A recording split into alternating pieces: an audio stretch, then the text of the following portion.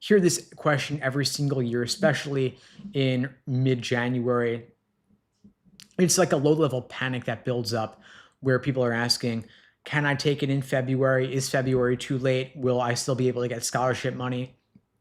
And I want to emphasize for you that the February LSAT is not too late. It's not too late to get in, not too late to get significant scholarship money or even a full ride. And there's a lot of outdated information out there about this. People are afraid that it's past the deadline or there's no money available or the committee is going to say to them, if only you'd applied a couple weeks earlier, but it's not how it works. That's not the incentives of the schools to care when you applied because they're not evaluated based on that metric. That is not their incentive to care.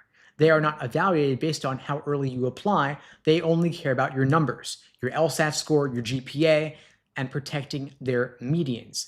That's what goes to the American Bar Association 509 reports and in turn, the US News rankings. And so imagine that you took the LSAT in February, you scored a 173, and you applied immediately when scores came back. A school that has a median LSAT of a 170, they're going to be thrilled with your 173, and they will be happy to throw scholarship money at you if you are above their median because you improve their stats. You are a gift to them, and they're not going to say, well, you took the LSAT too late, so even though everything else is great, numbers-wise, we're not going to take you. Not how it works.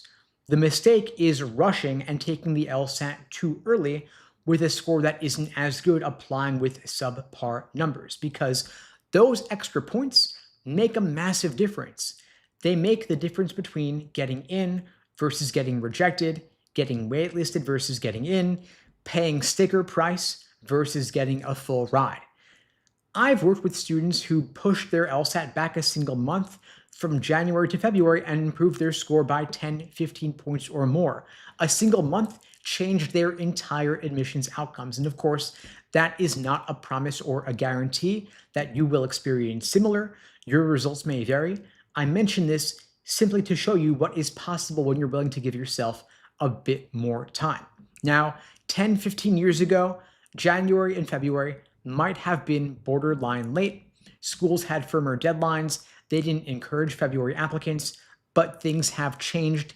Deadlines have been pushed back because of all the uncertainty in recent years with the removal of the logic games, with the ban on affirmative action, the Supreme Court decision, with all the LSAT format changes.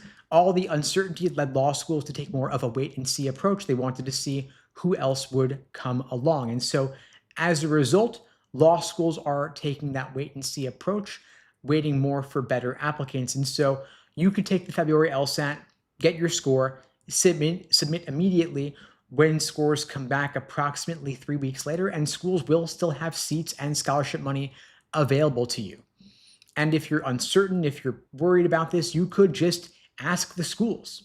Reach out to them and say, will you take February LSAT results or is it too late? And almost all of them will respond saying, we will still consider February LSAT scores, we'll still review your application.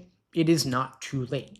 I can't think of a single school in the US in the last 5 years that told an applicant, no, we will not look at your February LSAT score.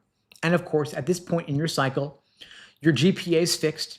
You probably already got your letters of recommendation, your resume, your application essays, but the one thing still in your control is your LSAT score. It is the lever that still moves everything. And so if you think to yourself, Steve, I know if I had 4 more weeks, I could score 5 points higher, then waiting to take the LSAT is the obvious choice. It's better to apply a month later in February with a higher LSAT score than earlier in January with a lower LSAT score every single time. And if you push your LSAT back a month, you've got more time to study the LSAT, more time for logical reasoning in particular, and any gains you make in your understanding of logical reasoning will be doubled across the 2 sections.